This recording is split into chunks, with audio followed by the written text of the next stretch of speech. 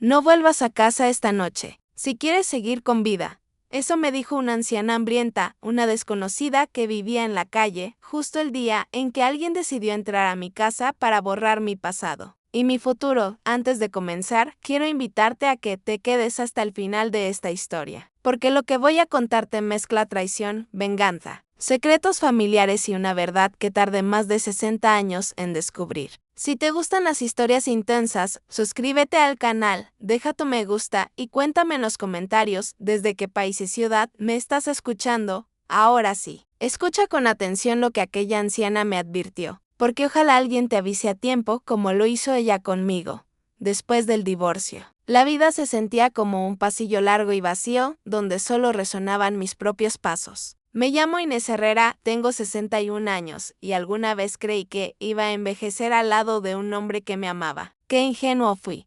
Mi matrimonio con Alonso Vidal terminó después de más de 3 décadas de humillaciones silenciosas, comentarios hirientes disfrazados de bromas, controles sobre cada peso que entraba a la casa, revisiones a mi teléfono, miradas de desprecio cuando cometía el más mínimo error. Cuando el juez finalmente estampó la firma en los papeles del divorcio, no sentí libertad, sentí un hueco, como si me hubieran arrancado la vida y me hubieran devolvido una versión rota. Conseguí trabajo como cajera en un supermercado de la ciudad portuaria de Santa Estela. El sueldo era modesto, las horas largas y mis piernas se quejaban después de tantas horas de pie, pero al menos era mío. Mi dinero, mi esfuerzo, mi rutina. Cada tarde, al salir del turno, tomaba el mismo camino hacia la parada de autobús. Y cada tarde, en el mismo rincón frente a la estación, estaba ella, una anciana pequeña, encorvada, con un abrigo beige tan gastado que apenas conservaba su color original. Tenía el cabello blanco recogido en un moño deshecho, las manos juntas sobre el regazo y una mirada fija en el suelo. No extendía la mano, no llamaba a nadie, no decía ayúdeme. Solo estaba ahí como si se hubiera quedado detenida en un punto del tiempo. La primera vez pasé de largo con culpa. La segunda, dejé unas monedas. La tercera, me detuve lo suficiente para mirarla a la cara. Fue entonces cuando algo en mí cambió. Sus ojos eran claros, pero velados por una tristeza antigua. No eran los ojos de una persona perdida, sino de alguien que había visto demasiado. Saqué un billete arrugado de mi cartera y lo dejé sobre sus manos. Para que cene algo, murmuré. Ella levantó apenas la vista y sus labios se movieron, pero no entendí lo que dijo. Parecía más un rezo que un agradecimiento. Desde ese día, se volvió parte de mi rutina. Yo salía del supermercado, ajustaba la bufanda a mi cuello, sentía el cansancio en la espalda, y mi mente ya iba contando el dinero que podría dejarle. No era caridad, era reconocimiento. Yo también sabía lo que era sentirse sola. Durante muchos años, Alonso se encargó de recordarme que no servía para nada. Si te dejo, ¿qué haces? ¿Quién te va a contratar a tu edad? Me decía mientras revisaba mis mensajes. Eres una carga, Inés. Y lo peor es que, con el tiempo, terminé creyéndole. Por eso, cuando miraba a aquella anciana, sentía que veía una versión de mí que podría haber sido abandonada por completo.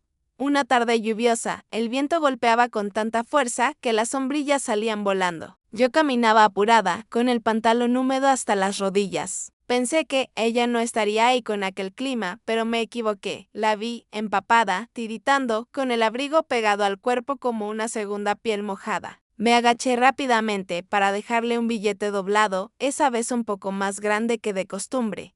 Tome, por favor. Cómprese algo caliente, le dije. Fue entonces cuando ocurrió algo que me heló la sangre. Su mano, huesuda y fría, atrapó la mía con una fuerza inesperada. Yo di un respingo, señora. Intenté retirarla, la voy a ayudar, tranquila. Pero no me soltó. Levantar la vista le tomó varios segundos, como si aquel gesto le costara más que respirar. Cuando finalmente nuestros ojos se encontraron, vi algo que nunca antes había notado en ella: urgencia. Ya no era solo tristeza lo que habitaba en su mirada. Era miedo, y una decisión sólida. «Has sido buena conmigo», susurró con una voz ronca, casi gastada. «Más de lo que cualquiera ha sido en muchos años». Yo tragué saliva. «No es nada», respondí incómoda. Ella apretó más mi mano. «Escúchame bien, Inés». Cuando escuché mi nombre en su boca, un escalofrío me recorrió la espalda. Yo nunca se lo había dicho. «¿Cómo?», empecé a preguntar. «No vuelvas a tu casa esta noche», interrumpió. No regreses. Quédate donde sea. En un hotel, con alguien, pero no duermas ahí. La lluvia parecía haber desaparecido de repente. Solo escuchaba sus palabras clavándose en mis oídos. ¿Qué está diciendo? Murmuré con la boca seca. ¿Por qué? Ella se inclinó un poco hacia mí. Podía sentir su aliento con olor a café viejo y tabaco. Por tu bien, dijo casi en un ruego. Mañana te lo explicaré, pero si vuelves hoy, no estaremos hablando de explicaciones, sino de funerales. Sentí que el corazón empezó a golpear tan fuerte que me dolía el pecho. No entiendo. ¿Qué sabe usted de mí? ¿Quién le dijo mi nombre? ¿Qué pasa en mi casa? La anciana negó lentamente. No hay tiempo. Solo prométeme que no vas a volver. Y entonces, como si el contacto le quemara, soltó mi mano de golpe y bajó de nuevo la mirada, volviendo a su postura encorvada. Pero ya no se veía frágil. Se veía alerta, como si estuviera esperando algo. O alguien. Me levanté despacio, con las piernas temblorosas. Caminé hacia la avenida sin girarme. Cada paso me alejaba de ella y me acercaba a una decisión que no tenía sentido. Hacerle caso a una anciana desconocida que vivía en la calle. O seguir con mi vida normal, regresar a mi pequeño departamento y dormir como cualquier otra noche. En otro momento, me habría reído de esa conversación, la habría contado como una anécdota extraña en la fila del supermercado. Pero no pude. Había algo en la forma en que dijo mañana te lo explicaré, algo en su mirada gastada que me atravesó como una aguja. Caminé unas cuadras hasta un hotel barato que quedaba cerca de la estación. El letrero luminoso parpadeaba a medias y el recepcionista apenas levantó la vista cuando le pedí una habitación por una noche. Pagué en efectivo. Subí con una pequeña llave metálica y entré a un cuarto que olía a humedad y desinfectante. No encendí la televisión, no me cambié de ropa, ni siquiera me quité los zapatos. Me senté al borde de la cama, abrazando mi bolso, sintiendo que todo aquello era ridículo. ¿Qué estás haciendo, Inés? Me susurré a mí misma. Estás aquí por lo que te dijo una desconocida. Pero cada vez que pensaba en volver a casa, recordaba sus dedos huesudos apretando mi mano y su voz quebrada. Si vuelves hoy, no estarás viva mañana. No dormí. A las 2 de la madrugada, mi cuerpo pedía descanso, pero mis ojos seguían abiertos. A las 4, una sensación rara, como un presentimiento, me hizo sentarme de golpe. A las 6, no aguanté más. Bajé, entregué la llave y tomé un taxi hacia mi barrio. A la calle Nogal. Por favor, le dije al conductor con la voz algo ronca, mientras el coche avanzaba. Mis manos hormigueaban y tenía la impresión de que estaba llegando demasiado tarde a algo que no sabía nombrar. Cuando el taxi dobló por mi calle, lo vi. La puerta de mi edificio estaba abierta, no forzada, no rota, simplemente entreabierta como una boca oscura esperándome. Algo dentro de mí se quebró. Pagué con manos temblorosas y me bajé. El taxi se alejó, dejándome sola frente a aquella entrada que conocía tan bien y, de pronto, parecía ajena. Escuché un ruido. Pasos lentos, seguros, en el interior. Alguien estaba ahí. Alguien que caminaba con la tranquilidad de sentirse dueño del lugar. La anciana lo sabía. En ese instante, entendí que su advertencia no había sido la locura de una mujer perdida, sino un intento desesperado de salvarme. Me quedé congelada frente al portón abierto, con el corazón golpeando en mi garganta, sabiendo que, si daba un paso más, nada volvería a ser igual. El pasillo de la entrada estaba en penumbras. La luz del descanso, esa pequeña lámpara amarilla que siempre dejábamos encendida, estaba apagada. El aire olía a polvo removido, a algo alterado. Tragué saliva. No seas tonta, Inés, me dije. Quizás la vecina, quizá alguien dejó la puerta mal cerrada. Pero mi cuerpo sabía que no. La piel de mis brazos estaba erizada y mi estómago apretado en un nudo. Subí los escalones con cuidado, saltándome los que siempre crujían. Cuando llegué al tercer piso, vi mi puerta semiabierta. O siempre la cerraba, con 2 vueltas de llave. Siempre, desde que me divorcié, esa doble vuelta era un ritual. El sonido del metal encajando me daba una sensación de seguridad torpe, pero era lo único que tenía ahora. La cerradura estaba intacta, pero la puerta, entornada, alguien tenía llave. Respiré hondo, acerqué la mano al pomo y lo empujé despacio. La puerta se abrió del todo con un chirrido suave. «Hola», alcancé a decir con la voz temblor. O S.L.I.N.S.L. a luz del pasillo no encendió. El interruptor se movió, pero la bombilla no respondió. Perfecto, murmuré. Justo hoy avancé un par de pasos. No veía gran cosa. Mi pequeño departamento no era grande, una sala modesta, la cocina integrada, un pasillo corto hacia la habitación y el baño. De un vistazo, todo parecía igual, pero no lo estaba. El primer detalle era mínimo, casi ridículo. Una taza que yo había dejado en el escurridor ya no estaba allí. La reconocía porque era mi favorita. Blanca con flores azules. No la veía por ningún lado. El segundo golpe fue una silla del comedor ligeramente corrida hacia atrás, como si alguien se hubiera levantado con prisa. Yo era maniática con eso. Siempre empujaba la silla hasta que quedaba pegada a la mesa. Tragué saliva. Me acerqué al mueble del pasillo. El cajón donde guardaba papeles importantes estaba entreabierto. Lo había dejado cerrado la noche anterior, lo recordaba perfectamente. Lo abrí del todo dentro, mis documentos estaban revueltos. Contratos del alquiler, recibos de luz, papeles del divorcio, todo había sido removido. Ninguno faltaba a simple vista. Pero el orden meticuloso que me había costado semanas conseguir estaba destrozado. Alguien había buscado algo ahí. Algo concreto. Sentí un escalofrío que me recorrió la espalda. El miedo se mezcló con algo más, rabia. ¿Quién se atrevía a entrar en mi espacio como si nada? ¿Qué derecho tenía? Di unos pasos más hasta la habitación. El aire allí era distinto, más pesado, más cargado.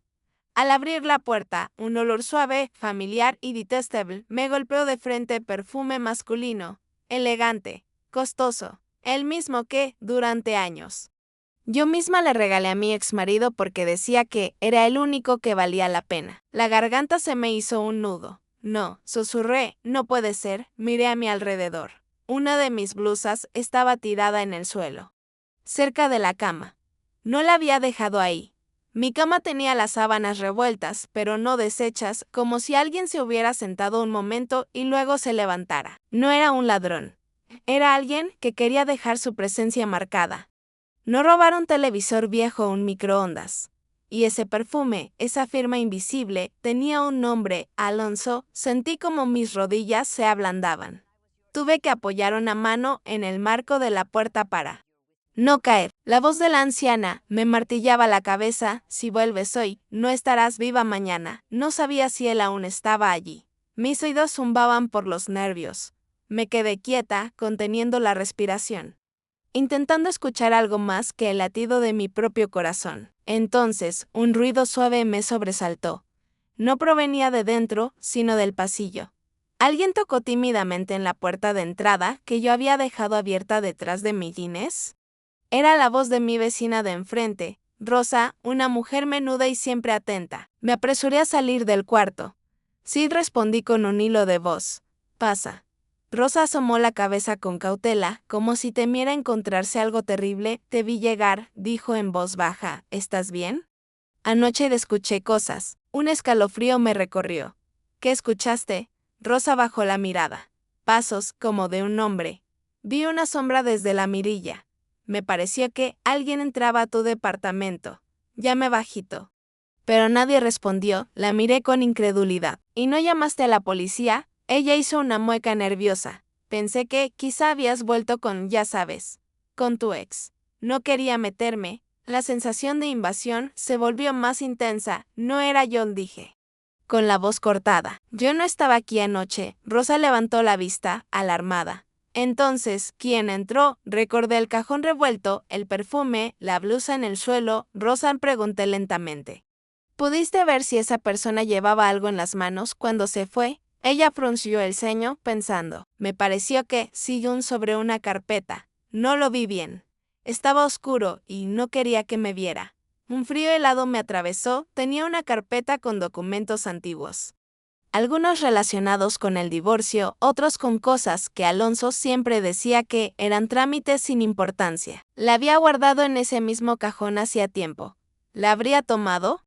¿O buscaba otra cosa? Rosa dio un paso hacia mí. Inés, dijo con seriedad, no deberías quedarte sola hoy. Yo también empezaba a pensarlo. Pero antes necesitaba algo más que miedo. Necesitaba respuestas. No te preocupes, le mentí, intentando sonreír. Voy a salir un momento. Tomé mi bolso, salí del departamento y cerré la puerta con llave. esta vez dando 3 vueltas.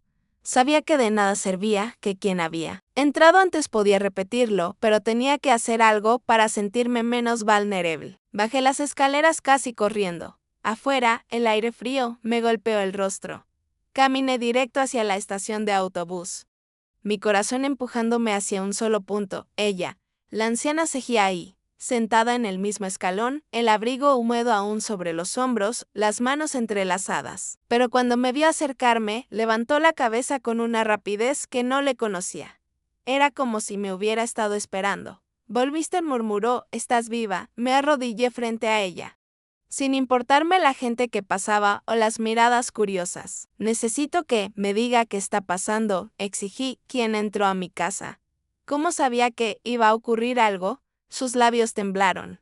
Tardó en responder, como si cada palabra le costara años. «Porque lo que estás viviendo tú, yo ya lo viví», susurró al fin. «¿Y por qué el hombre que entró a tu casa anoche no ha cambiado en todos estos años?» Mi estómago se encogió. «¿Qué hombre?», pregunté.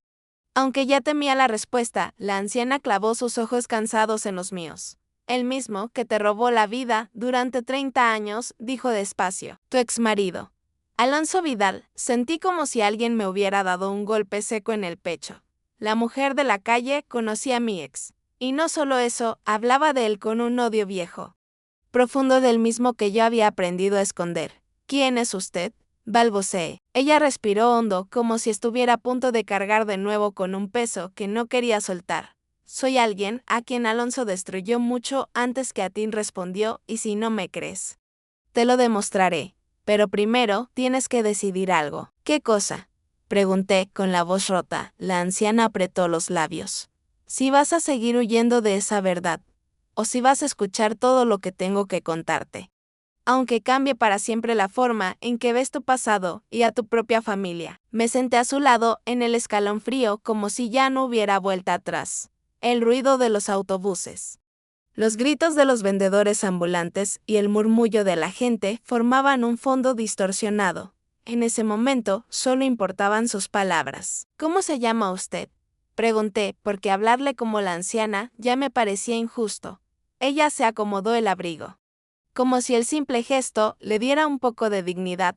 «Me llamo Lidia Suárez», dijo, «y sí, viví bajo techo alguna vez. Tuve familia, un hijo, una casa, incluso un empleo decente». «¿Y qué pasó?», susurré. Lidia miró hacia la calle, como si allá lejos, entre el humo de los autobuses, pudiera ver su vida anterior. «Tu exmarido pasó», sentenció. «Él y el hombre al que servía». Fruncí el ceño. «¿El hombre al que servía?». Sida sintió. «Alonso nunca fue el cerebro. Él era el ejecutor, el obediente, el que hacía el trabajo sucio a cambio de sentirse importante.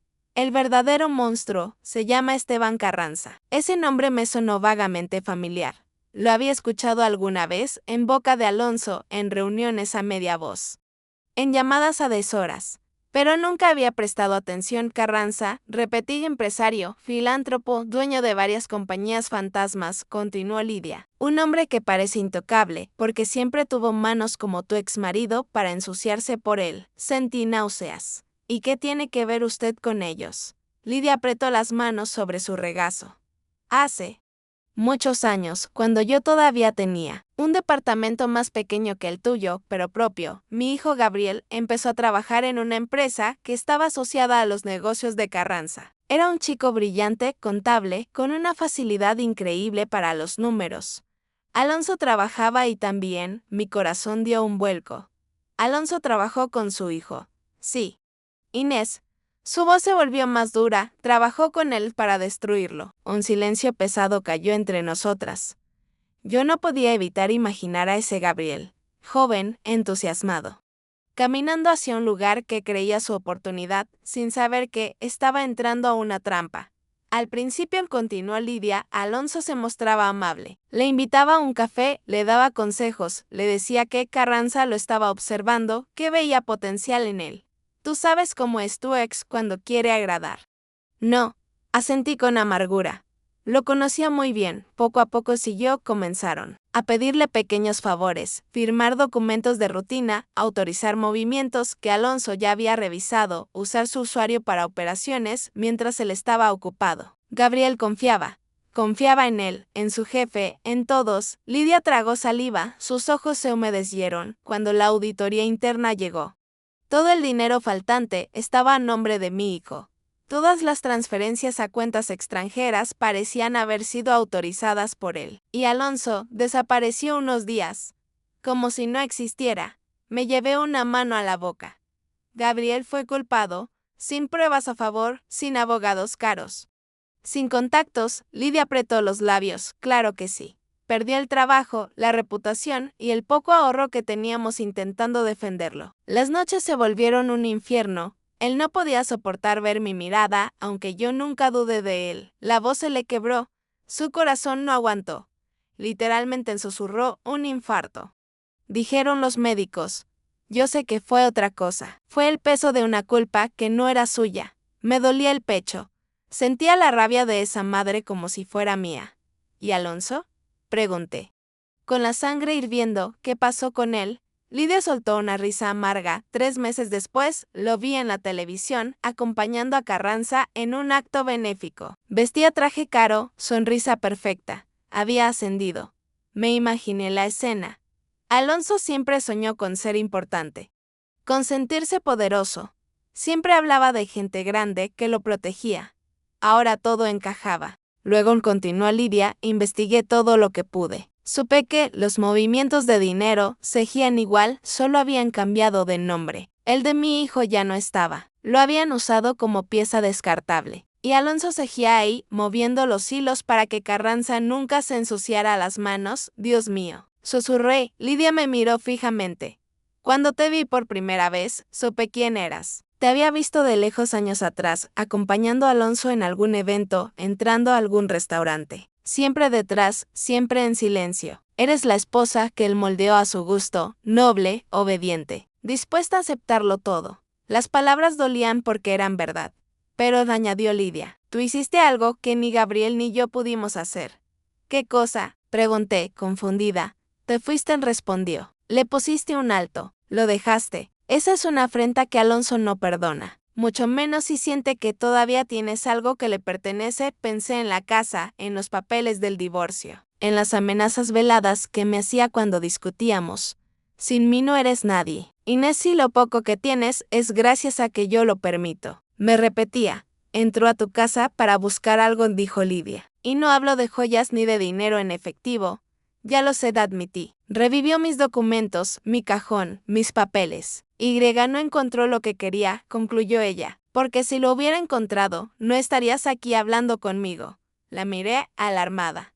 ¿Qué quiere exactamente? Lidia bajó la voz, lo mismo que buscaba cuando destruyó a mi hijo. Pruebas. Algo que lo compromete a él. Y a Carranza. Me quedé helada. Pero yo no tengo nada, protesté. Alonso se quedó con todo, con las cuentas, con los contratos. El divorcio me dejó casi limpia. Lidia negó. ¿Crees que no tienes nada porque él se encargó de que pensaras así? Pero hay algo que te pasaste años ignorando, o tal vez tu mente lo rechazó para sobrevivir.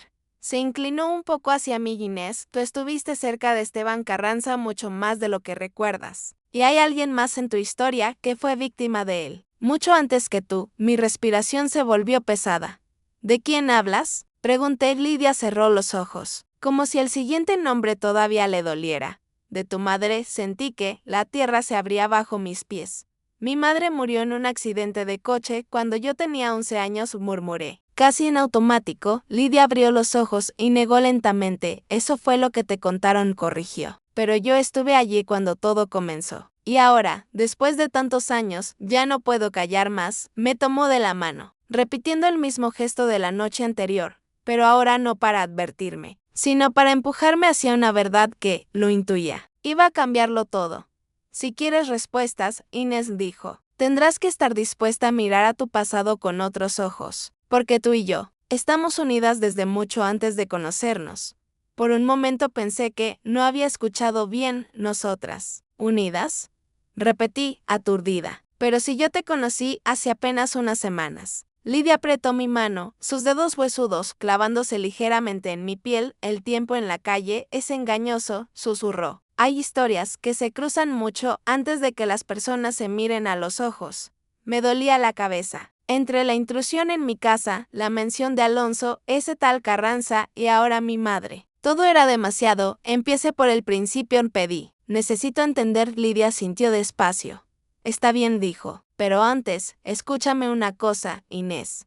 Lo que voy a contarte puede ayudarte a destruir a esos hombres, o puede convertirte en su próxima obsesión. Depende de lo que hagas después, no pienso seguir siendo su víctima, respondí, más firme de lo que me sentía. Un destello de orgullo cruzó su mirada. Hace más de 40 años, comenzó. Yo no vivía en la calle, tenía un pequeño apartamento y trabajaba como secretaria en una empresa de importaciones. Fue ahí donde conocí a Esteban Carranza. Se le endureció el rostro al pronunciar el nombre, era encantador, continuó. Educado, atento, con esa sonrisa que hacía que todas las mujeres de la oficina se giraran cuando entraba. Yo me enamoré de él. Fui una ingenua. Me hizo creer que yo era distinta a las demás, que veía en mí algo especial, suspiró. Poco a poco, fui aislándome. Me pedía que no contara nada de nuestra relación, que era mejor mantenerla en secreto para evitar chismes. Me convenció de que él era mi única familia. Luego comenzaron los favores, firmar papeles, prestar mi cuenta para transferencias temporales, cosas que yo no entendía del todo. Cuando quise darme cuenta, mi nombre estaba ligado a deudas y movimientos turbios. Él se desentendió. Dijo que yo había actuado sin su consentimiento. Me ardieron los ojos. Sabía muy bien cómo trabajaban ese tipo de hombres. Perdí mi casa, mi trabajo, mis amistades, siguió Lidia. Los pocos que intentaron ayudarme fueron apartados. Entre ellos, tu madre. Mi corazón dio un vuelco. Mi madre. ¿La conoció? Sí, asintió. Elena Morales. Trabajaba en otra área de la misma empresa. Ella fue la primera en creerme cuando conté lo que Carranza había hecho. Me acompañó a asesorías legales, me ayudó a ordenar papeles. Me ofreció incluso un cuarto en su casa, si lo necesitaba. Sentí un nudo en la garganta al imaginar a mi madre de joven, fuerte, ayudando a una mujer en apuros. La imagen que yo recordaba era difusa, su risa, sus manos cocinando, su voz leyéndome cuentos. Nunca la había relacionado con algo así. Elena no solo me ayudó, continuó Lidia. Empezó a darse cuenta de que Carranza llevaba años usando a distintas personas como pantallas. Y comenzó a guardar copias de documentos, a registrar cosas, a anotar movimientos. Era lista, más lista de lo que él imaginaba. Mi madre, susurré, asombrada. Cuando Carranza se enteró de que alguien lo estaba investigando desde adentro, se puso nervioso. Y cuando descubrió que era ella, la marcó como enemiga. Lidia bajó la voz. Un día, Elena me dijo, si algo me pasa, tengo todo guardado, donde nadie lo encontrará fácilmente. Pero quizá alguien que ame lo suficiente sabrá reconocerlo. Pensé que exageraba. No imaginé que el algo llegaría tan pronto. Sentí frío. La versión oficial, continuó Lidia, fue que tu madre murió en un accidente de coche, un descuido en la carretera. Pero yo sé, Inés, que hubo otra mano metida ahí. Y no fue solo la de Carranza, las manos me sudaban. ¿Insinúa que Alonso? Lidia me miró directamente a los ojos. Alonso ya trabajaba para él en ese entonces. Era joven, ambicioso, dispuesto a hacer lo que fuera por subir. Tu madre era un problema. Y Carranza no tolera problemas. Mi pecho dolía.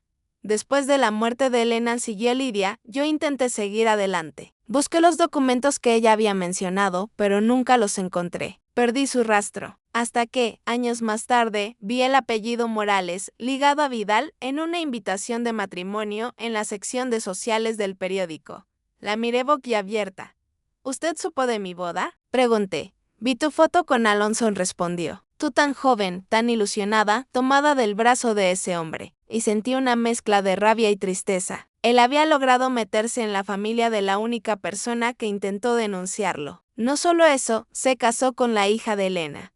El mundo giró un segundo demasiado rápido. Está diciendo que Alonso se casó conmigo, sabiendo quién era mi madre. Claro que sí, afirmó Lidia. No fue casualidad. Carranza y él sabían que casarse contigo les daba acceso a cualquier cosa que Elena hubiera podido dejar oculto. Papeles, cuentas, cajas de seguridad, lo que fuera. Me levanté del escalón de golpe. Necesitaba aire, mi matrimonio, mi vida entera. ¿Habían sido una estrategia? Recordé pequeñas cosas, conversaciones a medias, visitas de hombres trajeados a la casa. Noches en las que Alonso salía diciendo que eran negocios con un viejo socio. La manera en que se molestaba cuando yo preguntaba por mi madre. Deja de revolver el pasado, me decía siempre, te hace daño. Inés, la voz de Lidia, me devolvió al presente, lo que te voy a decir ahora es importante. Escúchalo con calma. Me senté de nuevo, aunque las piernas me temblaban. Durante años, dijo ella, yo seguí los pasos de Alonso desde lejos. No porque quisiera, sino porque no podía evitarlo. Era la cara visible del hombre que había destruido a mi hijo. Supe cuando cambió de trabajo, cuando abrió su pequeño negocio, cuando se endeudó, cuando empezó a acompañar a Carranza de nuevo. Y supe cuando tú pediste el divorcio. Solté una risa seca.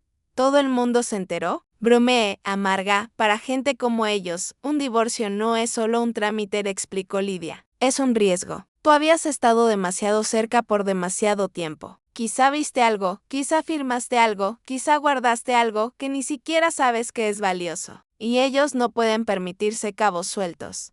La imagen del cajón revuelto se clavó en mi mente. Entonces, ¿eso es lo que buscaba anoche? Pregunté. ¿Algo que cree que tengo de mi madre? ¿Pruebas contra Carranza? Eso, y algo más, dijo Lidia. Porque hay otra persona en esta historia, mi hijo, Gabriel. No solo usaron su nombre, también usaron documentación que no era suya. Alguien firmó en su lugar. Y yo sospecho que esa firma pasó por tus manos. Me mareé, no. Susurré. Yo solo firmaba lo que Alonso me pedía. Decía que eran cosas de la casa, papeles del banco. Exacto, asintió ella. Te usó como pantalla, como tu madre fue usada antes. Pero la diferencia es que ahora, a tu edad, tienes algo que ni mi hijo ni Elena tuvieron, la oportunidad de verlo todo con la perspectiva del tiempo. Se inclinó hacia mí, sus ojos ahora llenos de un brillo inesperado. Una mezcla de dolor y determinación. Inés, tu exmarido no entró solo a tu casa, añadió. Ayer por la noche vi a un hombre alto con gorra negra vigilando la esquina. Lo he visto antes con Alonso, con otros hombres de Carranza. No estás lidiando con un ex resentido. Estás frente a una red que no sabe que tanto sabes. Y eso los pone muy nerviosos. Noté que mis manos temblaban. ¿Y qué se supone que haga yo? Pregunté. Soy una mujer de 61 años, cajera de supermercado. No soy policía, ni abogada, ni periodista. Lidia sonrió con tristeza. Precisamente por eso has sobrevivido, dijo. Porque te subestimaron. Pero ahora que te advertí, no van a subestimarte por mucho tiempo. Me miró con una seriedad profunda. Tienes una decisión que tomar, Inés. Puedes mudarte, cambiar de ciudad. Fingir que nada de esto existe, y vivir con miedo a que un día, sin aviso, vuelvan a entrar a tu casa. O, puedes hacer lo que tu madre quiso hacer y no pudo. Sentí que una parte de mí se encendía, pequeñita, pero real. ¿Y qué es eso? Pregunté. Darles la vuelta al juego, respondió Lidia. Buscar las pruebas, entender qué tienes realmente en tus manos. Y encontrar a alguien que pueda ayudarte a exponerlos. La palabra exponerlos retumbó en mi mente como un trueno. Me vi a mí misma, pequeña, frente a esos hombres gigantes intocables. Pero también vi otra cosa, la carta invisible de mi madre. Las manos de Lidia aferradas a la verdad, la mirada de mi vecina preocupada. La vida de Gabriela arrebatada. Algo se endureció dentro de mí. ¿Por dónde empezamos? Pregunté, casi sin reconocer mi propia voz. Lidia me sostuvo la mirada, y por primera vez vi en sus ojos algo parecido a la esperanza. Por tu casa, dijo. Pero esta vez no entrarás sola, ni con los ojos cerrados como antes. Y entonces supe que el miedo ya no era lo único que me movía. Había empezado algo mucho más grande, mi necesidad de justicia y de venganza. Volví a casa con la sensación de que caminaba hacia el escenario de un crimen que apenas empezaba a entender. Lidia iba a mi lado, sujetándose del barandal cuando subíamos las escaleras, pero con un paso más decidido que el de la mujer que yo había visto días atrás, encorvada en el escalón de la estación.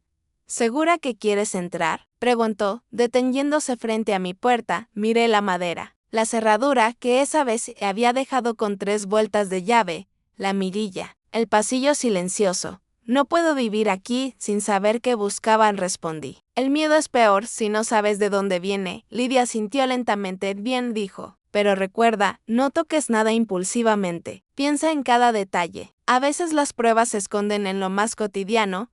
Abrí la puerta y el mismo olor a perfume masculino me golpeó, aunque mucho más tenue que por la mañana. Era como si la presencia de Alonso aún flotara en el aire, burlándose. Entramos juntas. Encendí las luces y esta vez respondieron. El salón se veía igual que antes, pero ahora yo lo miraba con otros ojos, más analíticos. Piensan, me dijo Lidia. ¿Qué cosas en esta casa no te pertenecen realmente? ¿Qué llegó por él? ¿Qué firmaste por él? ¿Qué guardaste porque él lo pidió? Respiré hondo y dejé el bolso sobre la mesa. Los papeles del banco, los contratos del antiguo negocio. Enumeré algunas carpetas viejas que nunca quise revisar porque cada vez que preguntaba, Alonso se molestaba. Mis pasos me llevaron casi solos hasta el mueble del pasillo. Abrí el cajón de nuevo. Los papeles seguían revueltos, pero ahora no solo veía desorden, sino selección. Mira esto, dije. Había huecos entre los documentos. Pequeños espacios como de algo que había estado ahí y alguien hubiera retirado con prisa. Ciertos recibos faltaban. En cambio, otras cosas, irrelevantes, seguían en su lugar. Lo que buscaba, aquí no están, dijo Lidia. Eso significa que o nunca lo tuvo, o lo escondió mejor. La palabra escondió se quedó flotando. Traté de recordar conversaciones antiguas con Alonso, gestos, frases aparentemente sin importancia. De pronto, una imagen me vino a la mente, él, abriendo un armario, sacando una caja vieja mientras yo limpiaba y diciéndome esto no lo tires. Inés, son cosas de trabajo, el armario de la habitación, sin esperar más. Caminé hacia el cuarto, Lidia detrás de mí. Abrí el armario y comencé a bajar cajas, una con fotos, otra con ropa de invierno, otra con papeles que yo sí reconocía.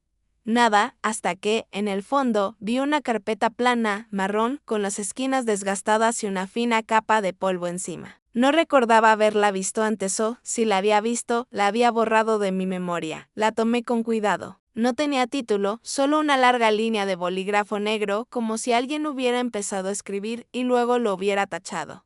¿La recuerdas?, preguntó Lidia. Negué. No, pero huele a él. La carpeta tenía ese leve olor a tabaco y colonia que todo lo que Alonso tocaba terminaba absorbiendo.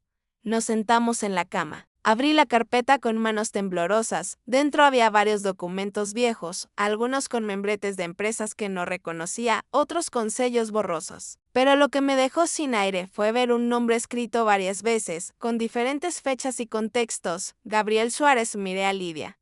Su rostro se desfiguró. Llevó una mano a la boca y sus ojos se llenaron de lágrimas instantáneamente. Es él, susurró. Mi hijo, ahí estaba, su nombre ligado a transferencias, autorizaciones, solicitudes bancarias. Una de las hojas tenía una firma que, a simple vista, no era igual a las demás. Esta firma no coincide, dije, señalando la discrepancia. Gabriel firmaba con una pequeña curva al final, explicó Lidia con voz quebrada. Aquí falta. Esto es falso. Seguí pasando páginas. Había también movimientos relacionados con otra persona, Elena Morales. Miran, dije, con la garganta cerrada. Mi madre. Encontramos un documento fechado poco antes de su muerte. Era un reporte interno, un borrador quizá, donde ella señalaba irregularidades en los libros de contabilidad. No mencionaba nombres directos, pero las cifras coincidían con las transferencias a empresas sin actividad real. Ella lo vio, dijo Lidia. Se dio cuenta. Por eso la eliminaron. Al final de la carpeta había un sobre más pequeño, pegado con cinta. Tenía mi nombre escrito con letra de Alonso. Para que no olvides quién te dio de comer todos estos años, leí en voz alta. Un sabor amargo me llenó la boca. Abrí el sobre. Había recortes de periódicos de hacía décadas, con la noticia del accidente de mi madre. Imágenes borrosas del coche destrozado, frases como lamentable tragedia. Entre ellos, una nota manuscrita de Alonso dirigida a mí, que nunca me había dado. Inés, algún día entenderás que tu madre se metió donde no debía. Yo hice lo que tenía que hacer para mantenernos a salvo. Te guste o no, las letras se volvían más torpes al final. Como si lo hubiera escrito, bajo el efecto del alcohol, se me aflojaron los dedos y la nota cayó sobre la cama. Lo sabían, murmuró Lidia. Con rabia, él estuvo metido hasta el cuello. Yo temblaba. No solo por lo que decía, sino por lo que implicaba. Alonso había guardado todo eso. No lo había destruido, lo había escondido. Aquí, en mi casa, confiando en que yo nunca lo encontraría. ¿Te das cuenta?, dijo Lidia. Esta carpeta es exactamente lo que buscaba anoche. Debió recordar que la escondió aquí, pero llegó tarde. Tú estabas fuera. Admiré la carpeta como si fuera un animal venenoso. ¿Por qué no la llevó antes?, pregunté. Tuvo años. Lidia entrecerró los ojos. Porque el miedo cambia de dueño, respondió. Mientras tuvo a Carranza protegiéndolo, se sintió invencible. Pero algo pasó. Algo está cambiando en esa red. Si ahora la está buscando, es porque los su jefe están en problemas. Y tú, eres la pieza que puede terminar de derribarlos. Guardé silencio unos segundos. Podía oír mi respiración, cortada, desigual. No puedo quedarme con esto aquí, dije al fin. Si Alonso entró una vez, puede volver. Si sus hombres saben que tienen que encontrarla, no van a parar. Tienes razón, la sintió Lidia. Debemos sacarla de aquí ya. La idea de salir a la calle con esa carpeta bajo el brazo me daba tanto miedo como dejarla en un cajón. ¿Dónde la llevamos?, pregunté. No confío en ir directamente a la policía. Él siempre presumía de que conocía a medio mundo. Lidia me miró con un brillo distinto. Hay alguien, dijo. Una persona que no ha podido destruir todavía, y que lleva años intentando sacar a la luz lo que Carranza hace desde las sombras. ¿Quién?, pregunté. Lidia se levantó lentamente de la cama. Una periodista respondió. Se llama Lucía Andrade. Te hablé con ella. De ti hace unos días. Estaba esperando que dieras este paso. Me quedé helada. ¿Tú ya lo tenías planeado?, susurré. Lidia me sostuvo la mirada. No lo que pasaría en tu casa, la aclaró, pero sí sabía que tarde o temprano ibas a tener que escoger. Te vi demasiadas veces dándome dinero, mirándome a los ojos como si buscaras algo más que un gracias. No eres de las que miran hacia otro lado para siempre. La verdad es que me sentí desnuda. Había subestimado a aquella mujer, respiré hondo, sequé mis propias lágrimas con los nudillos y cerré la carpeta. Entonces vamos, dije, antes de que alguien más se entere de que esto salió de su escondite. Lidia asintió. Tomó su viejo bolso y me miró como si me viera por primera vez, no como una mujer rota, sino como alguien que empezaba a levantarse. Inés dijo antes de que saliéramos. Si en algún momento sientes miedo, recuerda algo, ellos llevan décadas creyéndose invencibles. Pero tú tienes algo que nunca han tenido, ¿qué?, pregunté. Nada que perder, respondió. Y una madre detrás de ti, empujándote. Por primera vez desde que todo empezó, sentí que la sombra de mi madre, lejos de doler, me acompañaba como una fuerza. ¿Y tú que me escuchas? Dime en los comentarios, si encontraras una carpeta en tu casa que pudiera hundir a gente poderosa, pero también poner tu vida en peligro, ¿qué harías? ¿La quemarías? ¿O harías lo que yo estaba a punto de hacer? El camino hasta la redacción del periódico independiente, donde trabajaba Lucía Andrade, no fue largo, pero a mí me pareció interminable. Llevaba la carpeta pegada al pecho, dentro de mi bolso, como si así pudiera evitar que el mundo la viera. Lidia y yo tomamos un autobús. Ella se sentó junto a la ventana, observando cada esquina con la atención de alguien que sabe lo que es ser perseguida. ¿Crees que nos están siguiendo?, pregunté en voz baja. Es posible, admitió. Esa gente no deja cosas importantes al azar. Pero tú tranquila. Cuanto más pública se vuelva tu historia, más difícil será que te hagan desaparecer sin consecuencias. Suena irónico, murmuré. Escondida, estoy sola. Expuesta, estoy un poco más protegida. Así funcionan las ratas que huyen de la luz, contestó Lidia. Le temen más a los focos que a las balas. Al bajar, caminamos un par de cuadras hasta llegar a un edificio viejo, de fachada descascarada, con un letrero modesto, el Faro de Santa Estela, diario independiente. Lidia tocó el timbre. La puerta se abrió desde adentro con un chirrido y apareció una mujer de unos 30 y tantos, pelo rizado recogido en una coleta alta, ojos vivos y ojeras profundas. Sabía que no ibas a tardar mucho más, dijo, mirando a Lidia, como si se conocieran de toda la vida. Lucía, respondió Lidia con cierto alivio. Te traigo lo que te prometí. Y algo más. La periodista dirigió su atención hacia mí, analizándome con una mezcla de curiosidad y respeto. Tú debes ser Inés, dijo. Pase. Entramos en una sala pequeña, saturada de papeles, fotos pegadas a una pizarra con hilos rojos cruzando nombres, una cafetera medio rota y dos escritorios repletos de carpetas. Siéntense, indicó Lucía, señalando un par de sillas metálicas. ¿Quieren café?, negué con la cabeza. No creo que mi estómago lo hubiera resistido. Lidia también rehusó. Cuéntame desde el principio, pidió la periodista, encendiendo una grabadora de voz. Aunque yo estaba tan nerviosa que me pareció que encendía una bomba, miré a Lidia. Ella asintió. Como diciendo, es ahora, tomé aire.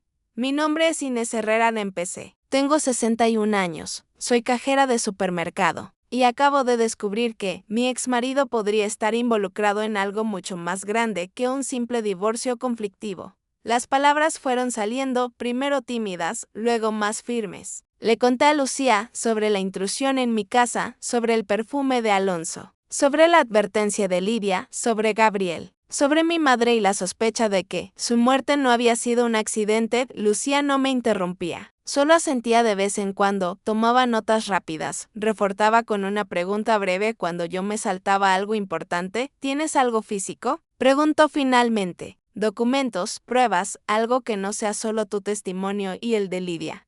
Saqué la carpeta marrón de mi bolso. El simple sonido del cartón, rozando la tela, hizo que mi corazón se acelerara. Esto estaba en mi casa, dije, escondido.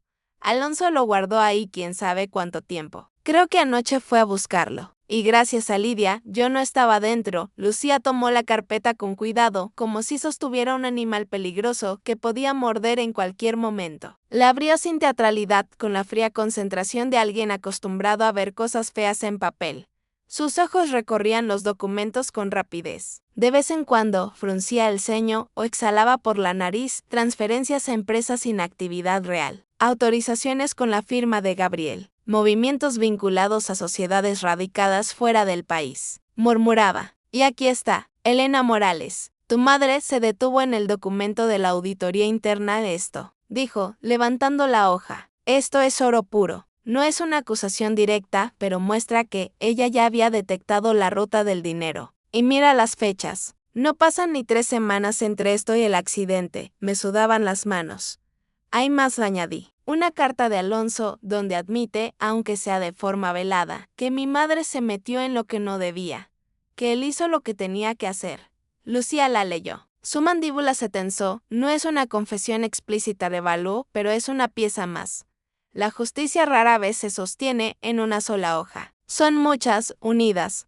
Volvió a mirar el conjunto. Lidia, tú me hablaste de Carranza hace años, dijo. Lo has perseguido desde que te dejó en la calle. Pero nunca habías traído documentos tan específicos. Tenías recortes, testimonios, historias. Pero esto es otra cosa. Lidia asintió, con los ojos aún brillantes. Siempre supe que alguna parte de lo que Elena guardó terminaría apareciendo, dijo. Nunca imaginé que sería en manos de su propia hija. Lucía se reclinó en la silla, pensativa. Lo primero que debo decirte, Inés comenzó, es que estás en peligro. Que Alonso entrara a tu casa no fue un impulso, fue un movimiento calculado. Si sospecha que tú encontraste algo, vendrá otra vez, y quizá no solo a revolver cajones. Tragué saliva. ¿Entonces hice mal en venir?, pregunté, angustiada. Al contrario, respondió ella. Es lo mejor que pudiste hacer, pero necesitamos protegerte. Y proteger la historia. Se levantó y caminó hasta la pizarra. Tomó un rotulador y escribió en grande, Carranza Vidal Refinanciera. Luego, debajo, agregó 2 nombres más, Gabriel Suárez y Elena Morales. Ver el nombre de mi madre ahí, en esa pizarra de conspiraciones reales, me hizo sentir una mezcla de miedo y orgullo. Esto no puede quedarse en un simple reportaje escrito, continuó Lucía. Si lo publico solo en papel, ellos pueden atacarte y luego decir que todo son calumnias, que fuiste tú la que inventó cosas por despecho. Lo que necesitamos es algo difícil de borrar. ¿Qué?, pregunté. Lucía me miró con seriedad. Una exposición pública, en vivo, dijo. Con tu rostro, tu voz, los documentos, la historia de Lidia y la sombra de tu madre. Algo que circule por redes antes de que a ellos les dé tiempo de reaccionar. La palabra en vivo me apretó el pecho. ¿Quieres que salga en cámara?, pregunté, casi horrorizada. Yo no sé hablar en público, nunca he. Tu miedo es parte de la fuerza de esta historia, me interrumpió Lucía. Eres una mujer común, alguien que cualquiera podría cruzarse en el supermercado. Si tú hablas, si tú denuncias, otras personas se atreverán a contar lo que les hicieron estos mismos hombres. No podemos dejar que sea solo mi voz. Lidia hizo un leve gesto de asentimiento. Tu madre intentó hacerlo sola, dijo. Mira cómo terminó. No cometas el mismo error. No calles ni te escondas. Oblígalos a exponerse contigo. Mi corazón latía tan fuerte que parecía que iba a salirse de mi pecho. Una parte de mí quería salir corriendo, desaparecer, fingir que nunca había encontrado esa carpeta. Pero otra parte, la que se parecía tanto a mi madre en mi memoria, Se plantaba firme, pensé en Alonso arrojándome frases como piedras. Sin mí no eres nadie. No durarías ni un mes sola. Nadie te va a creer si hablas.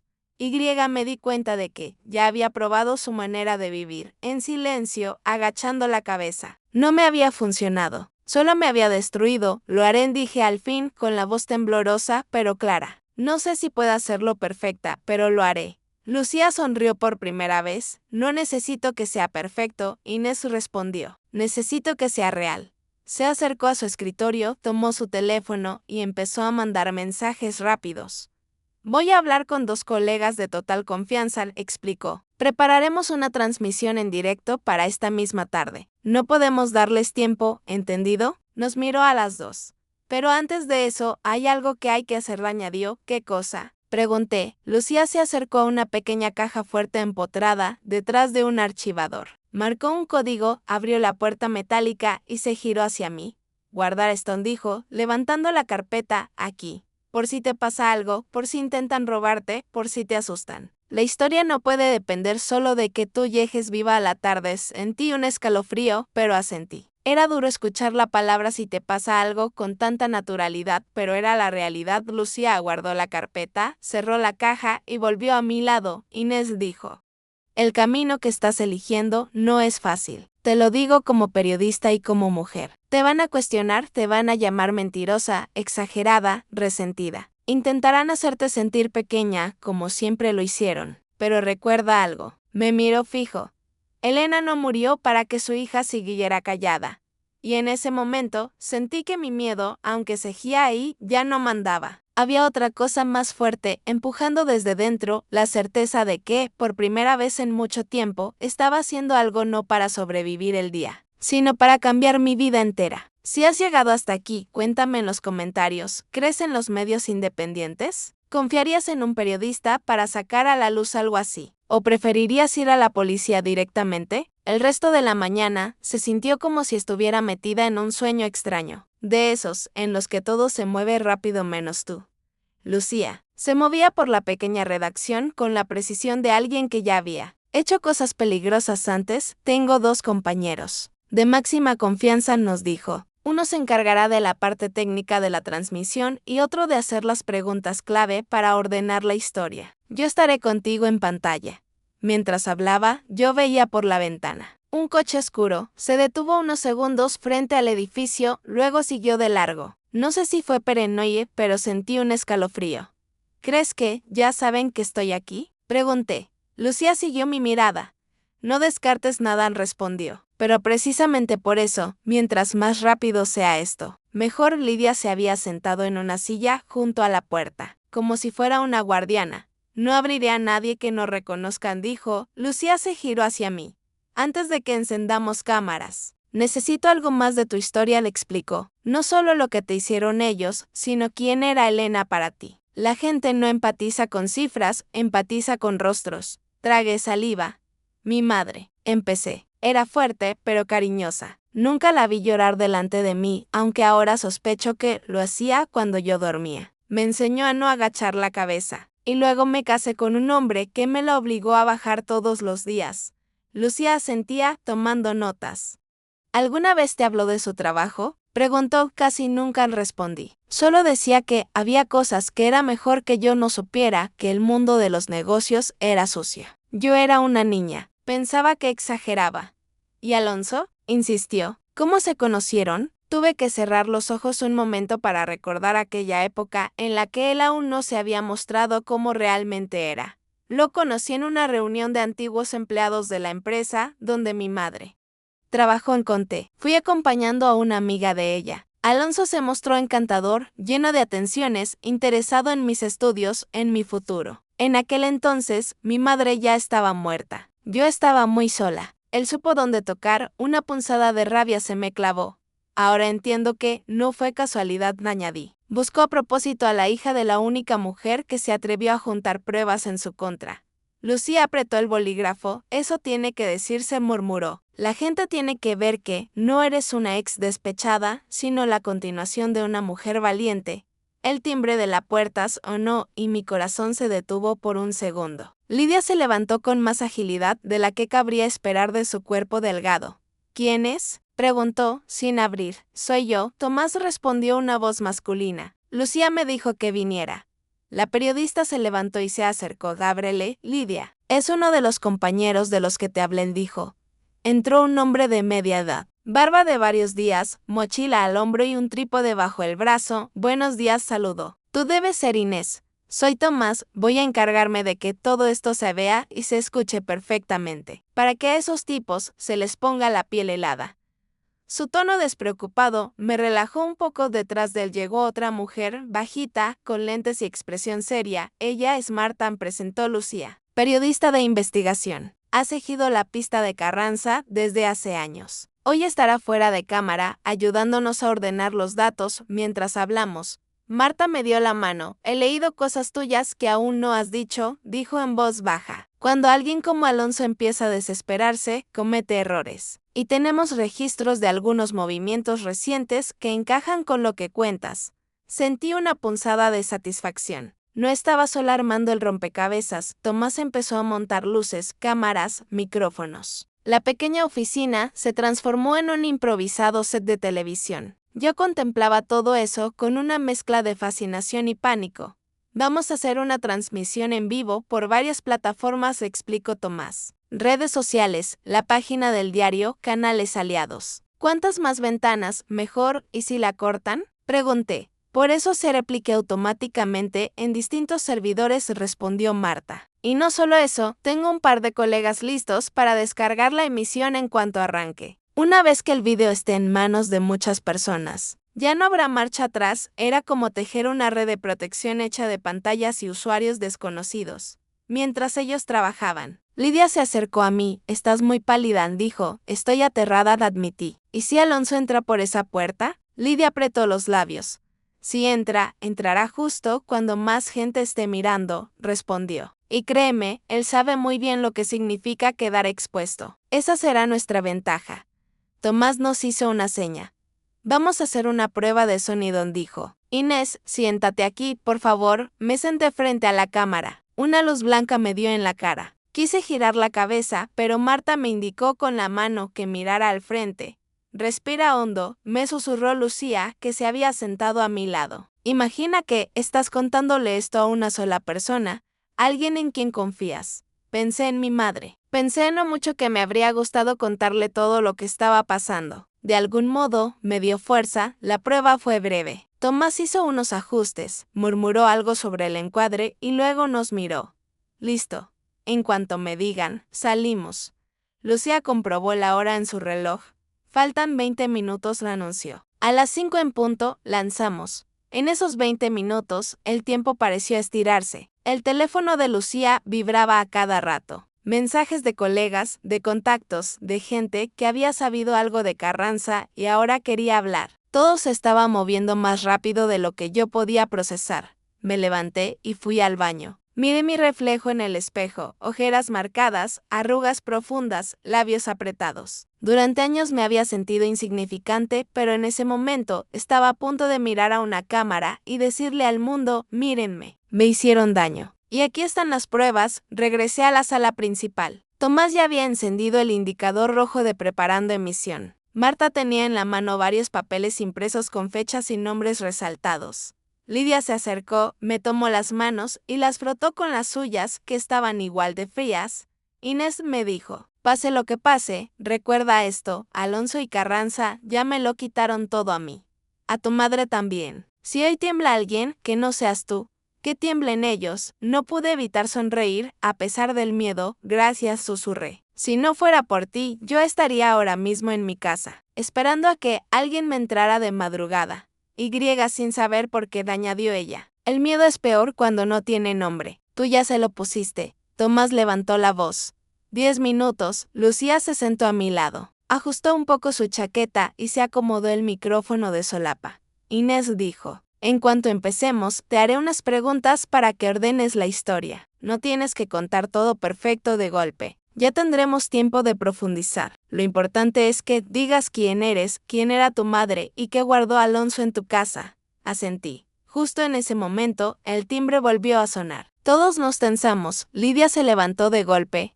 ¿Quién es?, preguntó, sin acercarse demasiado. Soy yo, Carlos, respondió una voz masculina que Lucía reconoció. Es el de sistemas, explicó. Tranquilos, entró un joven con una laptop bajo el brazo. Se puso a trabajar con Tomás sin mirarnos demasiado. El reloj avanzaba. 5 minutos.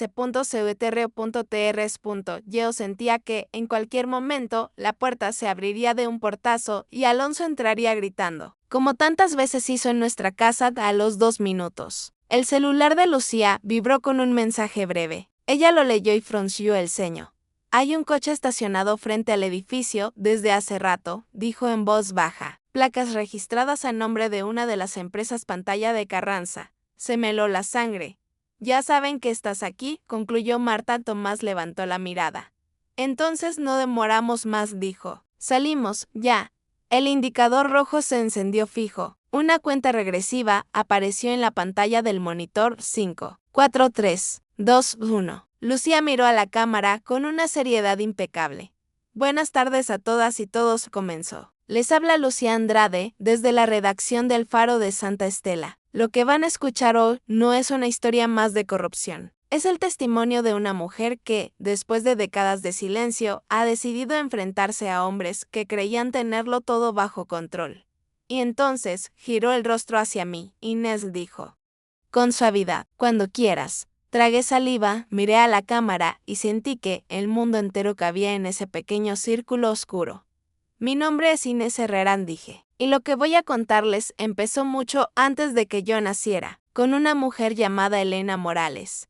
Mi madre. Si estuvieras viendo esta transmisión en vivo, seguirías escuchando. ¿O cambiarías de video? Quédate conmigo, porque lo que viene ahora es lo que algunos hombres poderosos han intentado ocultar por más de 20 años. A medida que hablaba, la habitación pareció diluirse. Ya no veía las luces ni los cables ni a Tomás detrás de la cámara. Solo veía, en mi mente, a mi madre con su bata de andar por casa, sentada en la mesa de la cocina, revisando papeles, mientras yo hacía la tarea. Mi madre trabajó para la misma red de empresas que hoy están vinculadas a Esteban Carranza, dije. Fue una de las primeras en detectar irregularidades en las cuentas. Juntó pruebas, copió documentos, anotó datos que nadie más quería ver. Por eso, poco después de hacerlo, murió en un accidente. Lucía me ayudaba a ordenar los tiempos. ¿Qué relación tenía tu exmarido, Alonso Vidal, con ese entorno?, preguntó. Trabajaba allí también, respondí. Primero como empleado, luego como hombre de confianza de Carranza. Cuando mi madre murió, yo era una niña. Crecí creyendo que fue un accidente. Años después, un hombre encantador, atento, apareció en mi vida. Se enamoró de mí. O eso creí. Su nombre era Alonso. Tomás hizo un gesto detrás de la cámara, señalando el monitor. El contador de espectadores en la transmisión subía cada segundo. ¿Y cuándo te diste cuenta de que no era una coincidencia?, preguntó Lucía. Hoy admití. O, mejor dicho, hace unas horas, cuando encontré en mi casa una carpeta que la había escondido. En esa carpeta hay registros que conectan a mi madre con la ruta del dinero sucio de Carranza y a Gabriel Suárez, el hijo de Lidia, con transferencias que él nunca autorizó. Lucía sostuvo uno de los documentos frente a la cámara, tapando algunos datos personales, pero dejando visibles las fechas, las firmas y los nombres de las empresas. Estos son parte de los papeles que Inés encontró, explicó. Los hemos revisado y cruzado con otros registros obtenidos por este diario a lo largo de los años. Hay coincidencias claras, cuentas en el extranjero, empresas sin actividad, movimientos repetidos con montos similares. Yo seguí. Hace unos días, alguien entró a mi casa. Por la noche conté. Mi vecina vio la sombra de un hombre. Cuando regresé al día siguiente, había cosas fuera de lugar. Un cajón revuelto. Olor a un perfume que reconocí de inmediato, el de Alonso. Él estaba buscando esta carpeta. Si yo hubiera estado ahí, quizás no estaría hoy sentada frente a ustedes. La cifra de espectadores siguió subiendo. Marta, que estaba pendiente de otros dispositivos, levantó la mano. Lucha, di yo. Medios mis grandes están compartiendo el link. La etiqueta con el nombre de Carranza es tendencia. Eso significaba que lo que estábamos haciendo no se cuadraría en nuestra pequeña sala. Estaba saliendo en la superficie a lo grande. Lidia tomó la palabra entonces, a petición de Lakia. Mi nombre es Lidia Suárez, dijo, con voz temblorosa pero firme. Yo lo perdí todo por culpa de estos hombres. A mi hijo, a mi hogar, a mi dignidad. Gabriel fue usado como pantalla para tapar los movimientos de dinero de Carranza. Alonso era el que le pedía favores en la empresa. Cuando estaba él haciéndolo, todos los pepos se señalaban a mi hijo. Yo se levó la copa. Los verdaderos culpables ascenderán. Su historia salía como una herida abierta. Yo veía en sus ojos la misma mezcla de dolor y rabia que la os guardando. Lucas y volvió a la Sumara. Lo que están escuchando no son solo relatos, dijo. Son parte de una red que es diario ha estado investigando durante años. Pero nos faltan piezas. Hoy gracias a NSW a Lidia, esa red tiene nombres, ficas, documentos. Un golpe seco nos sobresalta. Alguien golpeaba la puerta del edificio abajo. Se escucha débilmente desde la redacción. Tomamos la mea a Lucia. Sigamos. Orden, ella en voz baja. No detengan nada. Vuelve a Miam. Inés, cuéntanos qué dice esa nota, que en contraste escrita por Alonso. Pedí. Sente Harvey la sangre solo de recordarla. En esa nota, expliqué. Él admite que mi madres, mite donde no deba. Guay que él hizo. Lo, que tenía que hacer. Para protegernos. No es una confusión detallada, pero deja claro que se habla más de lo que siempre dijo. Durante años, me repetía que dejar el pasado en paz era mejor, que no removiera la muerte de mi madre. Hoy entiendo por qué. Mientras hablaba, el golpe en la puerta se repetía, más fuerte. Marta se acerca a la ventana a ver con discreción. Y si él, susurra, el coche negro, Alonso a otro hombre, un sudor frío me recorre. Por un momento sentí que no podía seguirla, que todo mi cuerpo quería Jesús pequeño. Luca me toca discretamente la mano bajo la mesa. No ves. Susha, justo ahora es cuando más te necesitan los que te están escuchando, o los que ya no están. Yo pensé en mi madre. Pensé en Gabriel. Pensé en la nena Kofi, que había tenido miedo de preguntar. Durante años. Continué, obligándome a mirar a la Sumara. Me hicieron creer que no tenía voz, que no entendía de negocios, que mi única obligación era obedecer.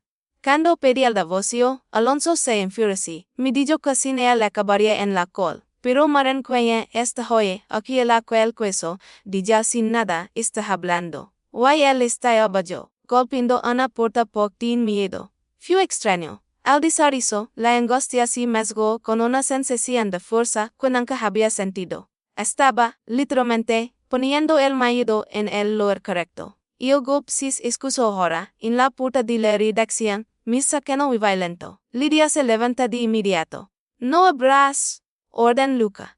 Estamos en vivo, pero Alonso no necesitaba que le abrieran. La voz que conocía también sonó desde fuera, a través de la madera. Inés, grit. Ella sé que estás allí. Tenemos que hablar. Tomás me hizo seria, es de que se veía en sí acomar el movimiento de la puerta. Luca respira hondo, que todas y todos sin testigos. Dijo mirando a la Sumara. Y hombre del que hemos hablado hasta aquí. Esto ya no es un relato en pasado. Es un conflicto en presente. Mata se acerca a mí y a mi susurgai. Se decides hablar. Es lo de Cortivin, que lo vin. El picaporte se mueve con fuerza. La puerta aguanta el primer embate. No seré dilándose que el vela, pero me levanté. La Sumara me siguió. Caminé hasta una distancia desde la cual Alonso pudiera escuchar, pero sin salir de plano. No tienes nada que hablar conmigo, Alonso, grité. Y todo lo que tenía que decir, ya lo dije aquí frente a todos. Hubo un silencio tenso. Luego, su voz no ya casi suplicante. Estás cometiendo un error, Inés. Ellos no van a dudar en era por ti. Yo puedo ayudarte. Dime los papeles y puedo arreglarlo. La villa canción. Siempre igual. Yo puedo ayudarte. Yo puedo protegerte. Cuando en realidad siempre fue el peligro. Yo no te creo, respondí. No confío en ti desde el día en que supe que entraste a mi casa como un ladrón. Tomás hizo un gesto de aprobación detrás de la Sumara. Luca se puso a mi lado. Soy Alonso Vedo, dijo, elevando un poco la voz. Estamos transmitiendo en vivo. Miles de personas lo están escuchando ahora mismo. Si quiere dar su versión, puede entrar y hablar frente a la Sumara. Pero le advierto algo. Esta emisión está siendo replicada en varias plataformas. Nada de lo que llega aqua podrá varas luego. El silencio del otro lado de la puerta fue revelador. Alonso siempre había sido valiente detrás de paredes, en privado, en lo oscuro. De cara a una cámara, no tanto. No voy a entrar en ese cerco, escúpula. Lo único que logras es ponerte una diana en la frente. Cuando Carranza sepa que te se interrumpía, como si hubiera dicho demasiado. Luisa sonríe con frialdad. Gracias, dijo.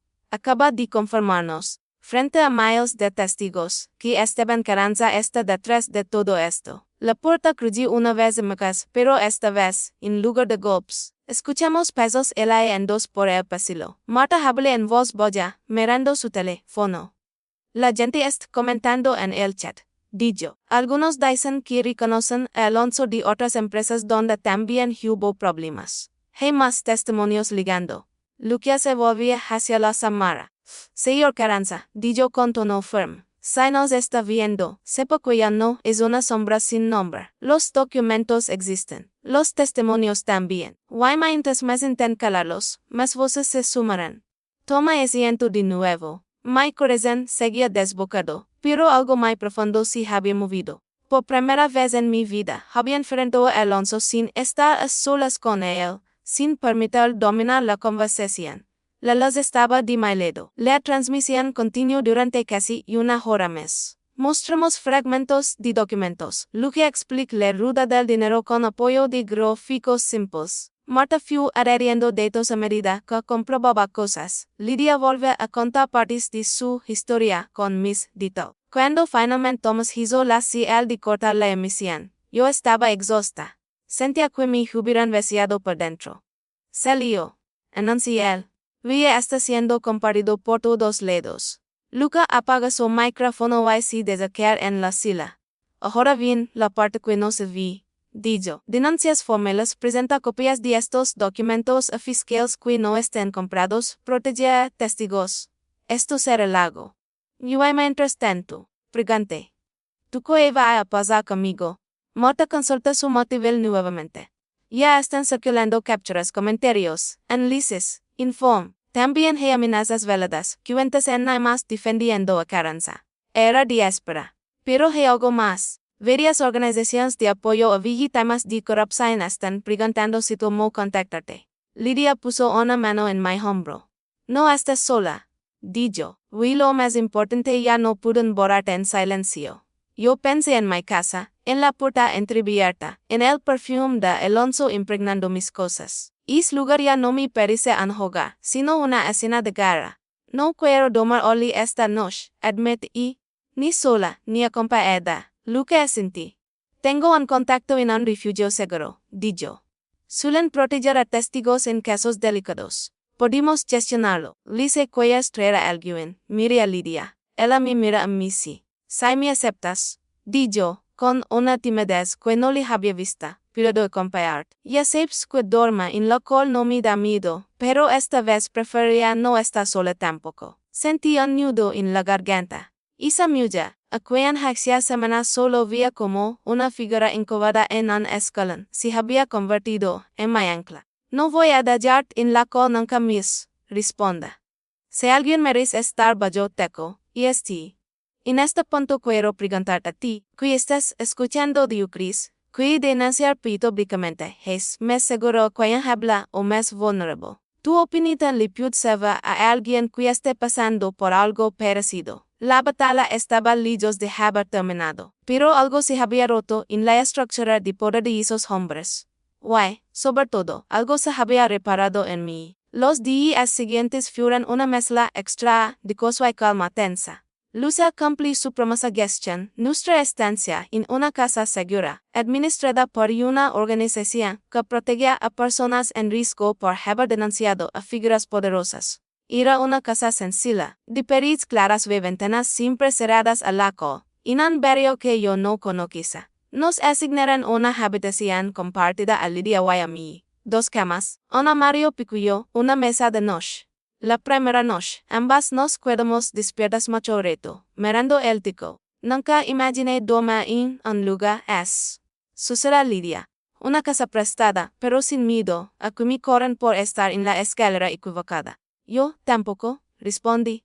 Siempre pensé que la protección era algo que te daban los hombres, como Alonso. Hoy veo que era mentira. La verdadera protección viene de quienes te creen, no de quienes te controlen. Durante el día, Luxe y Marta nos visitaban con novedades. La primera noticia importante leg, 2 semanas después de la transmisión. Hey Ana Fiscoya que acepta abrir una investigación formal. Anunció Marta, con una sonrisa cansada. No es la que esperábamos, pero a veces las sorpresas vienen de donde menos lo opinas. Una abogada joven, con fama de terca, pide el caso. Lucia Gregli. Además, otros medios nacionales han empezado a hablar de esto. No contento de todo, pero ya hay presión pública. Carranza y Mita han comunicado diciendo que todo es un montaje sensacionalista. Para dar algo. Eso significa que le dolí. Sentí una mezcla de vértigo y satisfacción. El hombre que había sido una sombra intucubo ahora tenía que dar explicaciones. ¿Y ve Alonso? Pregunté. Luque se puso seria. ¿Está desaparecido? Di yo. No se ha presentado en sus oficinas, no ha vuelto a su casa. Sus cuentas bancarias muestran movimientos raros. Es probable que esté intentando hacer o negociar por su cuenta. Lidia aprieta los puños. Cobarde. Mamá. Siempre fuego. Cuando todo se enreda, se escondaditas de otro. Eso es lo que más podría handarlo, respondí Lucia. Si desespera y comete un error, nos da mis material. Los DCS se llenaron de declaraciones ante funcionarios, reuniones con abogados, conversaciones con psicólogos del refugio que intentaban ayudarnos a procesar el peso de todo aquello. En algún momento, me ofrecieron cambiar mi identidad. Madame Lillos, empieza de cero. Lo pensé seriamente. ¿Dirías? Me pregunté Lidia una tarde, mientras tomamos té en la pequeña cocina de la casa. No lo sé. Responde con honestidad. Parte de mi collar desaparece, dejar que la justicia haga lo suyo desde Lillos. Pero otra parte, collar ver el final. Collar está así cuando digan, culpable. Tu madre estaría en esa parte, dijo Lidia. Lo sé. Me quedé colada un momento. Lidia, dije entonces. Hay algo que no te he contado. Algo que estaba también en la carpeta. Ella misma, expectante. Hablé una foto antigua. Continuó. Tito y mi madre vestida vinis, sonriendo. Y detrás, el Carranza. Los ojos de Lidia se llenaron de lágrimas. Pensé que esa foto se había perdido para siempre. Susura. Tu madre y yo le hicimos el día que prometamos. Que no íbamos a dejarnos intimidar por él. No sabemos lo que nos esperaba. Yo le corrí, tallé. Luque tiene una copia, pero el original está conmigo. Cada vez que dudo de lo que estoy diciendo, le miro. No quiero que esa promesa que rota del todo. Nos abrazamos en silencio. La justicia, sin embargo, nunca se movió al ritmo que una vi tema de Siria. Pasaron semanas. Luce nos contaba avances cuentas congeladas. Antiguos empleados dispuestos a declarar. Otras vi temas críticos en Alonso y Carranza. Hasta que un día, la puerta de la casa segura sonó con insistencia. Una de las coordinadoras atendía. Pocos minutos después subió corriendo las escaleras. Lidia, agitada, encienden la televisión. Ahora, vayamos a la sala común. En la pantalla, la imagen de Esteban Carranza, esposado, entrando en un edificio judicial rodeado de sacomaras. Los titulares no daban lugar a dudas. Detenido empresario por presunto lavado de dinero y asociación ilícita. Sentí que las piernas me falaban y me decía que era el sof. Lidia se levó las manos al rostro. Tada, pero dijo la coordinadora. Lo agarraron cuando intentaba sacar dinero del país, usando una cuenta que no había sido detectada. Pero la presión mediática era tanta que no pudieran mirar hacia otro lado. Yo apenas podía hablar. ¿Qué Alonso? Pregunté, casi sin voz. Eso no es todo, responde la mujer, subiendo un poco el volumen. La imagen cambió. Ahora aparecía Alonso, también esposado, cabezbollo, entrando en otra dependencia, con menos maras pero suficiente atención. La presentadora del noticiero explicaba. Alonso Weddle, exclavador cercano de Carranza, fue detenido por orden de la fiscalía, acusado de ser pieza clave en la red de empresas Pantala. además de ser investigado por su posible participación en la muerte de Lina Morales vayan en la montaña de cargos contra Gabriel Sudres. Lidia que de rodillas, lerando. Gabriel. Solos. Y yo si está hallando justicia. Yo sentía una carizal de emociones alivio. Rabia, tristeza por todo lo perdido. Alivio otra vez. Luque aparece poco después, sin aliento, pero con una expresión que nunca le había vista, triunfo mesurado. No cantan victoria todavía. Advertí. Falta el juicio, faltan las condenas. Tienen a bordo carros, amistades peligrosas. Pero algo cambia hoy. Ya no son ellos los que nos persiguen. Ahora ellos deben correr. Cuello. Pregunté. Tú tengo que declarar más. Yo me van a enfrentar con Alonso en una sala. Es posible, respondí. ¿Tú crees que puedas soportarlo? Lo pensé unos segundos. Recordé el olor de su perfume en mi casa, su voz ordenando todo, sus críticas, sus burlas, su mano apretando el brazo cuando quería que me calara. Recordé también el momento, en la redacción, cuando le voy a través de la puerta, no me derrumbe. Soy más fuerte de lo que él cree. Contesté, si tengo que mirarlo a los ojos para decir quién es, lo haré. Lidia asentí. No será fácil, di yo, pero ninguna de las cosas que hemos vivido lo ha sido. Esta vez, al menos nos estaremos solas en la sala. Lucas sonríe. Habrá prensa, habrá abogados, habrá gente que los odia tanto como nosotros. Aria. Sobre todo, habrá papeles. En los tribunales, los papeles pesan más que los discursos. Pasaron meses. Hubo audiencias, retrasos, intentos de maniobras legales por parte de los defensores de Carranza y Alonso. La prensa nos basó varias veces, pero yo decidí dar solo algunas entrevistas, siempre con Lucas cerca, cuidando que no se me expusiera más de lo necesario. Y el día en que me toca declarar en presencia de Alonso, mi estómago era a nudo. Entré en la sala, vi su figura sentada, más delgado, sin el traje impecable de siempre. Con el cabello canoso despeinado, me mira, quizá esperando encontrar a la mujer temblorosa que había dejado al firmar el divorcio. No le encontrará.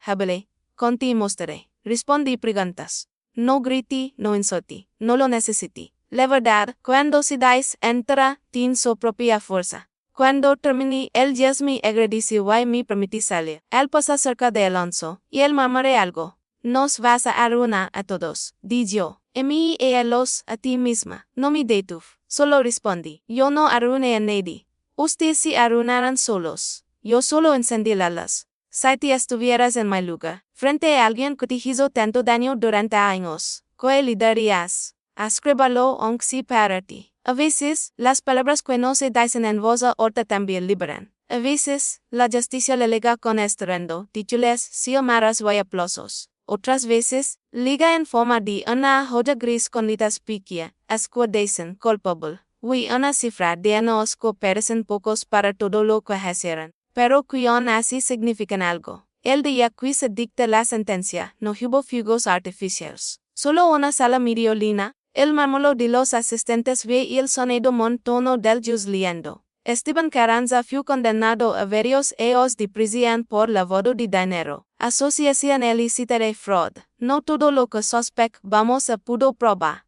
pero lo suficiente como para sacarlo de la circulación. Sus empresas fueron intervenidas, sus cuentas investigadas. Algunas personas que se beneficiaron de él también cayeron. Alonso Vidal recibía una condena menor, pero significativa, por su participación en la red de empresas Pantala, por falsificación de documentos y por obstrucción de la justicia en el caso de mi madre y de Gabriel. No lo acusaron directamente de asesinato, pero su nombre quedó mantenido para siempre. ¿Saldría algún día? Sí. Pero ya no sería el hombre en topo que conoce.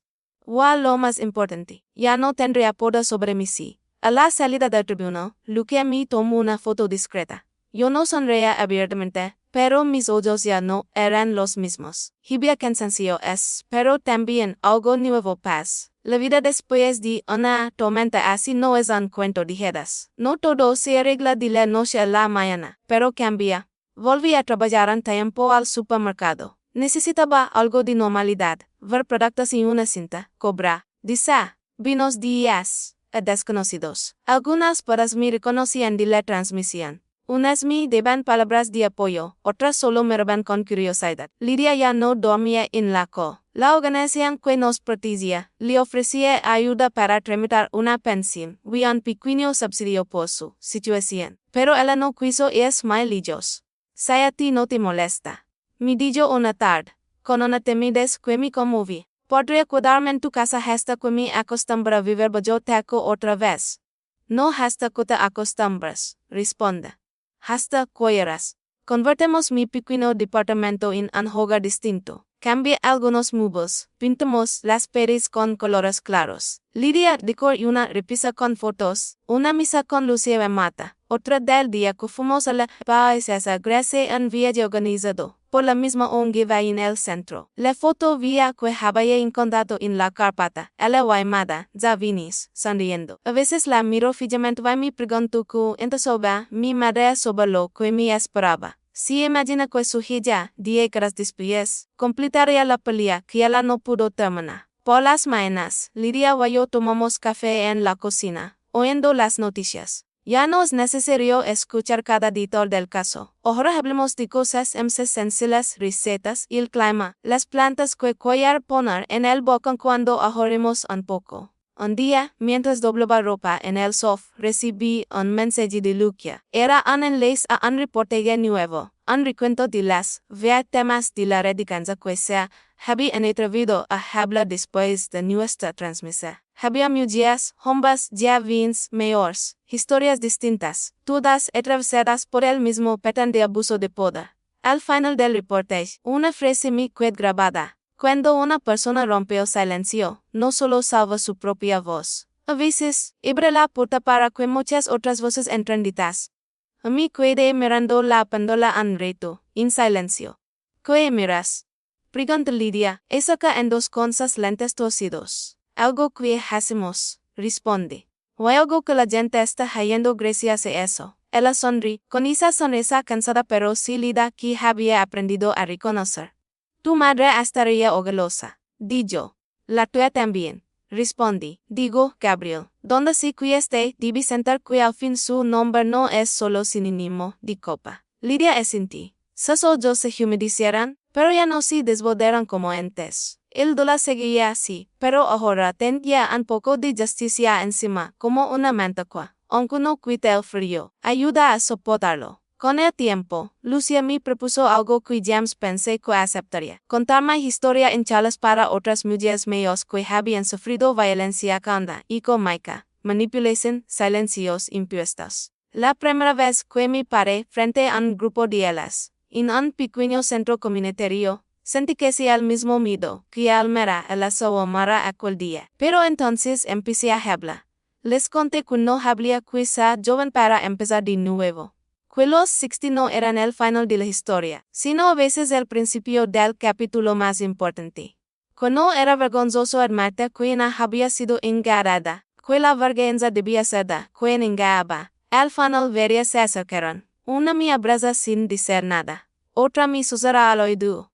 Yo también pensaba que sin mi marido no podría vivir. Hoy voy a revisar mis papeles. Cada una de esas frases era como un pequeño ladrillo que yo acabo de reconstruir algo dentro de mí. Sí, mi relación con el miedo cambió. No desaparecía. Eso sería mentira. Y veces, al escuchar un coche que se detiene en la calle por mucho tiempo, mi corazón se acelera. A veces, un perfume masculino demasiado similar al de Alonso me incomoda en el autobús. Eso no se ve de un día para otro. Pero ahora, junto a miedo, hay algo más grande, una conciencia clara de mi valor, de mi historia, de mi derecho a estar viva sin pedir permiso. La anciana que un día me dijo, no vivas a casa esta noche. Ya no es una figura, está en una esquina. Es mi amiga, mi familia elegida, mi testigo. Yo, la mujer, que anda día tiempo sola, en una habitación de hotel barato. Ahora puedo dormir sabiendo, si alguien intenta volver a entrar a mi vida sin permiso, no encontrar a la misma persona. Encontrar a alguien que ya encendía la luz una vez, y no piensa apagarla. Antes de despedirme diría en esta historia, quiero decirte algo directamente, como si estuviéramos sentados frente a frente. Si alguna vez alguien te hizo creer que no tienes voz, que sin esa persona no ves nada, que nadie te va a creer, Ricorda a Inés, recuerda a Lidia, recuerda a Elina. Recuerda que el silencio solo protege a los culpables. Y ahora, si esta historia te toca el corazón, si te hizo pensar en alguien que conoces, o incluso en ti mismo, te invito a que dejes tu me gusta para que más personas puedan escucharla. Te suscribas al canal si quieres seguir escuchando historias de valentía, justicia y renacimiento. Me cuentes en los comentarios de esta ciudad, nos ves cuál parte de esta historia si te grabada en el alma. Gracias por llegar hasta el final. Tu tiempo, tu atención y tu empatía significan más de lo que imaginas. Nos vemos en la próxima historia y recuerda a veces, el mayor acto de venganza no es devolver el golpe, sino recuperar la vida que quisieron quitarte.